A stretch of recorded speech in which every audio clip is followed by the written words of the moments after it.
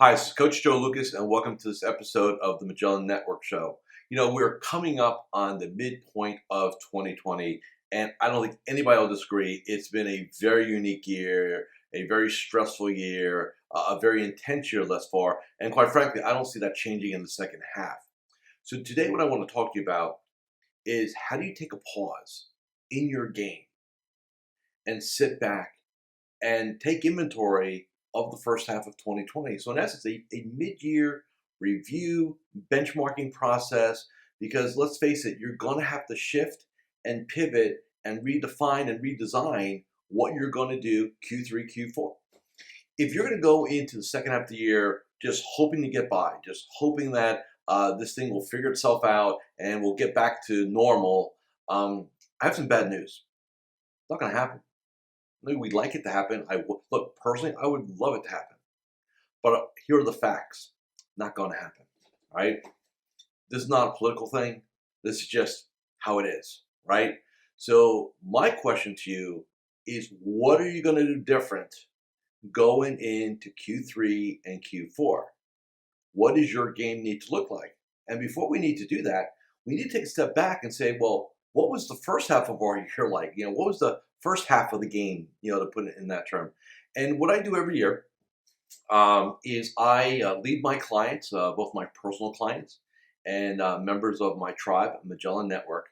We lead them through a very specific protocol on how to memorialize the first half of the year, create a halftime, and then get ready to start the second half of the year. So what I'm going to do today is share with you some elements of that.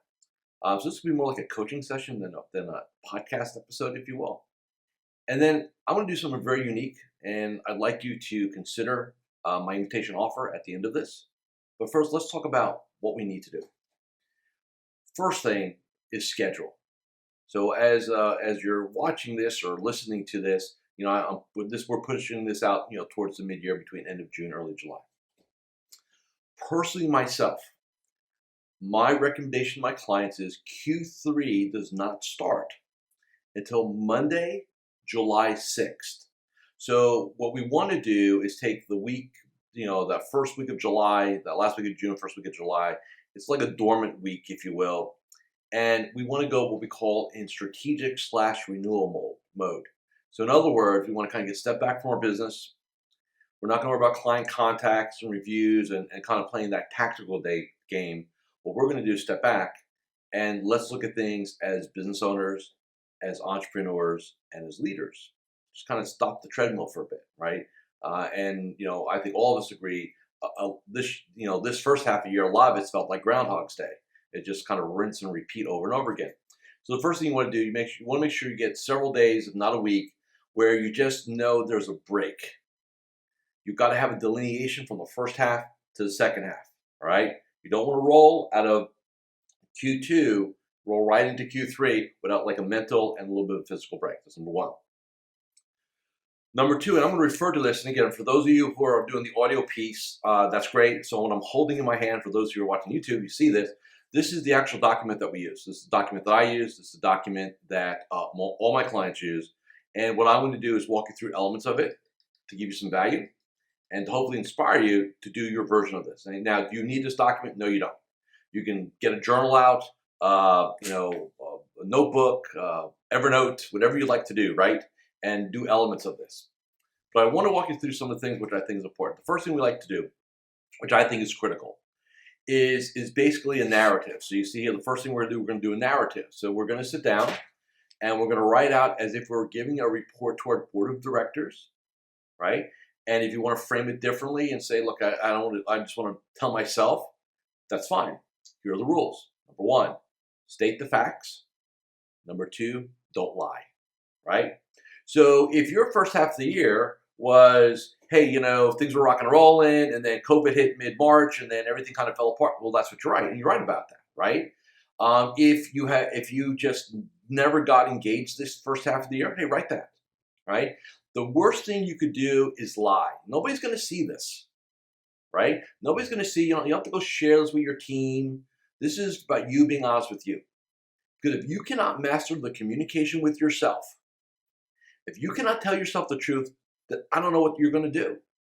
You're going to just live a lie. You're going to, and this is where we get into the whole, imposter syndrome, right? That whole piece, because you start telling yourself lies, and internally you become incongruent. Doesn't match. So the first thing I want you to do, hey, so some of the things in here, right? I'll have you write, hey, what are you most proud of in the first half of the year? And if you say nothing, you're lying. There's always things you can be proud of. How you kept it together, how you worked with your clients through the market crash back in March and early April. I mean, there's a lot of things you can be proud of, right? How you pivoted, how you led. I don't know your story. For me, it's very simple. You know what I'm most proud of? That I pivoted, that I upped the leadership game, that basically I kept my tribe intact. And we're growing. The interesting thing is that, at least from my perspective, my business continues to grow. We continue to add members to the network. We continue to have conversations with people about individual coaching with me. And I'm proud. The fact is that my value proposition is actually stronger today than it was in January. So I'm proud of that, right? So what are you proud of? You want to come up with those elements, right? The second thing is failure, right? So where did you fail? And look, all of us, nobody's perfect here, right? So I'm going to always maybe expose myself here a little bit, which is fine. What I felt I needed to probably a better job in my nutrition. I kept my workouts even though my gym was closed, right? We still got out, we ran, we biked. We did a lot of landscaping in the yard. We did a lot of stuff to stay active, right? But when I get bored, it's like, hey, let's cook something, right? I love to cook, so let's go watch the Food Network and find a recipe or whatever, right? Let's go do that. So if there's anything, like for me, it would be, I need to tighten up my nutrition Q3, right? I need to tighten that up. Very simple, right? And then as far as doing things differently, so the third question, so what are you proud of? What didn't work out? And then the third part of this narrative is, what do you do? What do you need to do differently going forward, right? So if I look at just for me, the fail part, right, would be, hey, you know what? I got to come up with, menu planning, right? I've got to do that. For some of you, it may be what I need to do different. I need to get my butt in gear. I need to have a game plan. I need to get off my heels. I got to start playing offense, not defense. Again, I don't know what it's going to be for you, but you need to know what you're going to do different, right? Because the game has shifted. The game has changed. If you're playing by the rules of March 1st, 2020, and you wonder why you're struggling, is because the game has shifted and you haven't recognized it yet, or you're hoping it goes back to the old ways. And it might at some point, but not in my foreseeable future. Let's put it this way: I have zero belief that it's going to go back to normal or March 15th this year. So I'm not willing to say, well, 2020 is a waste of year. And the reason why I say that is I've got clients, we've got members who are growing their businesses, who are up year over year, even with the market down in Q1, right? So I have empirical evidence, distinctions, that it is possible for an advisor to grow their business in a totally virtual environment. It is possible. Sidebar: I was talking to a training director yesterday, and we're talking, and he's got like 3 buckets of people: the rock star people, the people that want a rock star but they don't know how, but their mindset's ready, and the ones that say they don't know how to get out of their own way. And the interesting part is the ones that are not moving the needle at all. Their belief set is, well, I got to be face to face. My game is I got to look somebody in their eye. I got to shake their hand and stuff like that. So if you're telling yourself that narrative, you're never going to get going, because belief, right? I can't do something because of X. Why even try? And that becomes, and now instead of taking personal responsibility for yourself, you now have a great narrative. Look, it's not me. It's COVID. It's this. It's my governor. It's whatever it is, right? You tell yourself the story because you then all of a sudden you abdicate your responsibility. And you got to look at yourself in the mirror and say, I am responsible. Whatever the environment is, you must find a way to move forward, right? So that is the narrative part. Now, we're not, just as a sidebar, so I have recorded an entire 90-minute masterclass on this. So we're not going to go through all this. Obviously, we're not going to do it here for 90 minutes. But I want to give you certain elements, like on a 50,000-foot view, so you understand why this is important. The second part of what we're going to do is that we're going to have you do KPIs and track first half of the year, ideally. KPI stands for Key Performance indicator. Now, you've had these your entire career. They were done by your firms or your custodian, right? AUM. How much money do you have under management? That's a key performance indicator. How many clients do you have? That's a key performance indicator, right? Revenue, that's a key performance indicator.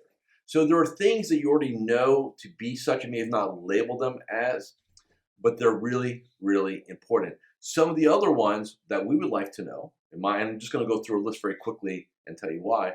How many client contacts did you have first half of the year? So these are emails, phone calls, touch bases, just kind of check-ins, right? Not reviews, just kind of thinking about you, right? How many new names did you get via referral this year? And by the way, if you don't have a strong referral game in this environment, you are missing the boat big time.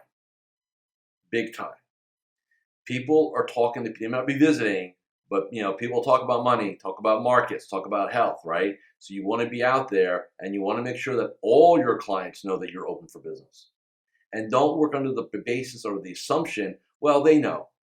If you haven't told them specifically in the last 90 days, no, they don't.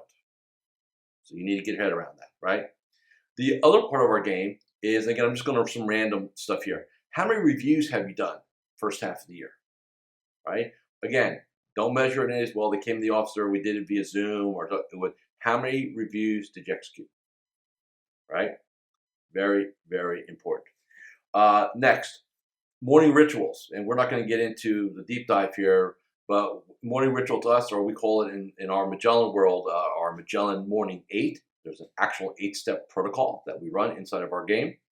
And what that does is it primes our clients, it primes our advisors to be at their best each and every day, right? So if you're starting your day with basically, let me grab my phone, let me grab the news, let me grab email, and you wonder why you're just not getting it done, that's why. Because you're focused on the wrong thing. Now, I'm not saying you don't need to be knowledgeable. That's not what I'm saying. It's about sequencing, right? I mean, I've got clients that run money, that they run their own portfolios. They cannot live in a cave, understandably. But they don't look at that stuff until they do what they need to do for them personally, right? So that's one of the key things we look at. How many financial plans or net worth statements have you executed first half of the year, or balance sheets? Our belief here inside of our game is that every client has a minimum of a balance sheet that's updated annually. You want to know where the money is, right? If not a full financial plan, right? And we're not going to have the conversation about paid, unpaid. That's not part of this conversation, but it's part of the protocol so you understand exactly where your opportunities lie, all right? Next, number of workouts. How often? This has been a big thing, right? A lot of gyms are closed. My gym closed. It's open now. In Florida, it may not stay open with everything going on here. But again, my belief is, remember, our game requires physical, mental, and emotional energy. That's even more important now when you're dealing with adversity. And let's be very clear about this adversity. This is external adversity. Nobody brought this, hey, this is not, you screwing you. This is just what's going on in the world, right? However, if you don't take proactive action, it will turn into internal adversity where now you're sabotaging yourself. So it starts out externally, which you can create protocols to fight through that, like what we do here. Or it swamps you, and now it's internal, and you're in total defensive mode, you're in total scarcity mode, you're in total survival mode. And so what that does, with all the negative stuff around us, it now amps it up. Okay, amps it up. And so what I'm asking for some of you who are listening, watching this, who are like, yeah, dude, that's me. You're not going to wake up one day and it's fixed. Nobody's coming to save you. You've got to save yourself. You've got to pivot your game, your mindset, pieces of you to go ahead and thrive in the new environment, right? It's a different psychology, different mindset, different protocols, different skill sets. By the way, all learnable. All learnable if you want to step into that game, all right? So step one, we talked about the narrative. Step two, the numbers, right? Narrative numbers. Step three. Now, I've got 18 benchmarks. We're not going to do 18 benchmarks, and we're not going to, I just want to talk about a couple of them because we want to keep our, again, we want to keep the shows about 20 minutes or so. So a couple of things that are important to me. Number one, again, no particular order here, but like one of the elements here is mindset. And what I do is have clients and members go from 1 to 10. Really, there's no 10. So mindset is, how you feeling about things. Are you basically positive? Look, it sucks. So we're not saying be delusionally happy, right? That'd be BS. But what I'm saying is, when you get up in the morning, are you ready to go to war? Because this is what this is.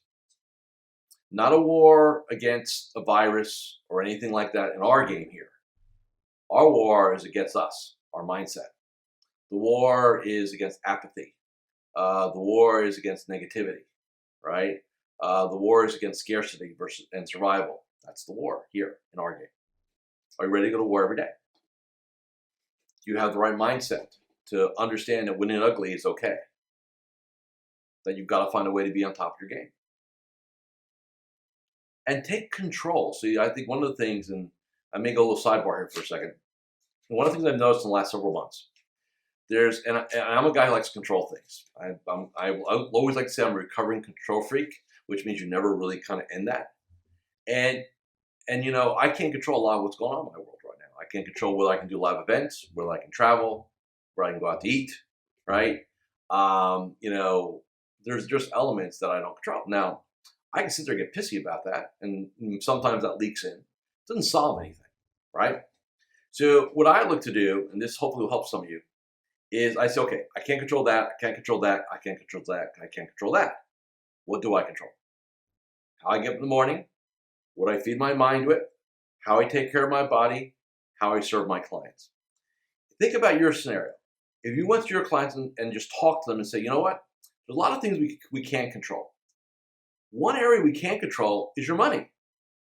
We can control your financial plan. We can control your allocation. We can control how we adapt and react to market conditions, right? We can control how you get protected, both short-term and long-term, right? There are things that you can talk to your clients about stepping into with you, unlocking that door, because there's control there. And what I have found when I talk to advisors, and they talk about everything they can control, so let's change the game. Let's just accept, we don't have to like it, but let's accept the fact that we can't control that. No use pining over it. Not going to do any good. But what do we control, right? Then I start going through the list. Well, you control how you wake up in the morning, control what kind of information you consume. You control how you communicate with your clients. You control how you want to develop your business. You control whether or not you want to talk about referrals and introductions to your clients. You control whether or not you want to go ahead and talk to your clients, CPAs, attorneys, business coaches, life coaches, so on and so forth in the CPA, in the COI game. You have a lot of control. I never thought of it that way, Joe. Well, now you know. Now you are. And that's one of the shifts, right? This is the game all advisors need to master and learn to play. It's the internal game, right? So mindset, right? I'm just looking through some ones that kind of pop up and go, okay, what are we going to do here? All right, next. Daily game plan, right? So, how do you construct your day? We call in our game, we call it Magellan Daily 5. 5 things all advisors. This is about 80% of the game, by the way. How you start your day, your morning success ritual, our Magellan Morning 8, right? Morning protocol. How many contacts do you make in a given day? Contacts being whether it's email, text, phone call, right? Whatever it is, how many of those a day? How many meetings did you set? Whether they're review meetings, and again, mostly virtual these days. So whether it's with clients, prospects, COIs, right? How many a day are you setting, right? Number 4, the big one, how many introductory conversations are you having with clients, whether again via Zoom, email, phone call, whatever we're doing.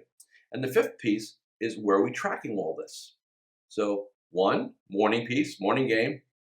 3 things in the game, right? Contacts, meetings, intro combos. 5, track it all. In my 26 years of coaching advisors, 26 plus now, these 5 things, you can almost call it the one-hand daily game plan, if you like.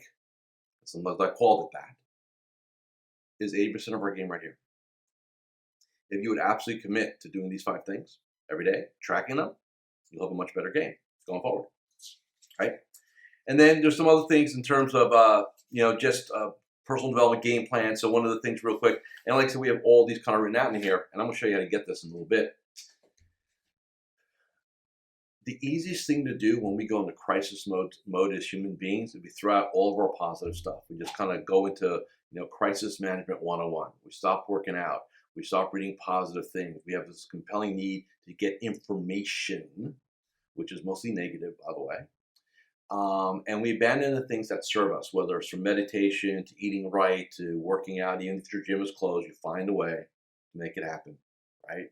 You abandon those things. And like for me, there's a lot of things I on my game plan. Different conferences I was going to attend, different masterminds I was going to go and do, and different things like that that basically have gone, till further notice, not going to happen. So I've had to shift and pivot my game into virtual learning. I consume conferences. There's a thing called Zoom fatigue, and I kind of get that. And the reason why that is, a quick sidebar, is unlike when you sit in where you're sitting in a room or in a training program, you can kind of veg out a little bit. I guess you can do it in a big Zoom piece too. But if you're doing like one-on-ones, and I do a lot of one-on-one Zooms, like you got to be present. If you were doing just phone calls, you put your feet up, walk around a little bit, right, stuff like that. But man, when you're like facing your client or your prospect, like you got to lock it in, eyeball to eyeball, right? It's a little bit different. So I think there's a bit of Zoom fatigue on. But the point I'm driving at is that I've taken my personal development, my PD budget, right, and we're not going to get into that here. And I said, well, I can't invest it over here, so I'm going to invest it over here, and just do some high-end virtual learning, and that works out well. So this is the idea of the mid-year review, right? There's 3 core elements, right? The narrative, the KPIs, right? And then 18 benchmarks. I give you some of them, a little bit of an idea on that. So look, for those who've been listening and watching me for a long time, I don't really do a lot of promotion. I want you to be here because you find this valuable, and I like to almost make it a virtual no pitch session. But this time we're going to be a little bit different. And the reason why it's going to be different, I think, because of what's going on in the world, in our universe, I think executing something along the lines of this, a review process, is crucial to every advisor this year. So here's what we're going to do. Number one is that if you want access to not just the document, but the 90-minute masterclass. So what I've done is I've walked through the entire process in detail, where you can, from wherever you're located, I discuss each one of the 18 benchmarks. I guide you through it. You pause the video, you do the work, you come back, we do the next benchmark. The video itself is about 90 minutes long. It'll take you probably a couple hours to get through it. But at the end of this, what you're going to have is absolute clarity on where your gaps are. You're going to have absolute clarity on what you need to do going forward. Now, how are you going to pull this? How are you going to get this? Very simple. If you want to step into our Magellan Network for 14 days, it's on me. We accept no credit card. There's no economic transaction whatsoever. Now, typically, if a member comes in on trial, the level of work like this, they don't get on trial. We normally put that into Magellan Academy, which only actual members get, official members. But because I believe this is so important, any trial member will have an opportunity to access this. No money, no economic relationship. Now, here's what's in it for Joe. Number one, I'm going to serve you, period. And about a third of you are going to want to stick around and play the game in the second half. So yes, I am going to be 100% upfront with you. There is a business element of this to me. However, I only said a third of you will, because that is what we normally accept, or who finds it valuable to stay. So the worst case scenario for you is that you'll come in, you'll have a very good experience, you'll get to do your review and benchmark protocol process, no economic relationship. It was a good experience for you, just not for you long term. And we say goodbye. And if I've served you and I've created a fan because of this interaction, what we've done, that's a win in my world. I live by reputation, and I'm totally cool with that. So here are your options. Number one, hopefully this made sense to you, this little episode. Number two, I strongly encourage you to take action. You have nothing to lose and everything to gain. Minimum, you'll get the document and you'll get the masterclass. That'll be pretty cool, powerful, right? Number three, maybe you'll find a home. Maybe you'll find this tribe, Magellan Network, or my tribe. Maybe you find it suits you and you want to step into it, fully. And that's cool too. And if you don't, no harm, no foul, right? So that's what I have for you today. Hey, I want you all to have a very safe 4th of July, right? Spend it with friends and family, safely, of course. And remember this, and this is what I really want to leave you guys with today. Gratitude is something, especially in times like this, sometimes it's hard to find. Because we as human beings tend to look at everything that's going on that's wrong in our world. And everybody's got a different lens on what that means. But I will say, and I've said this to every one of my clients, I've said this to my tribe. Thank God we're advisors. And I say myself personally, thank God I coach advisors. Because you know what? Our game can get stronger. I've got evidence of that. Economically, you can thrive. Imagine if we were in the restaurant business, or the hotel business, or the travel business, right? Or the retail game. I mean, you better wake up every day grateful that whether you picked this because of design or you fell into it 20 years ago, whatever your story is, you should thank your God every day that this is where you are. Because our opportunities are really limitless because we can pivot virtually and make stuff happen. Not all businesses can have that conversation. Thank you for listening. Thank you for watching this special episode of the Magellan Network Show. So there you have it.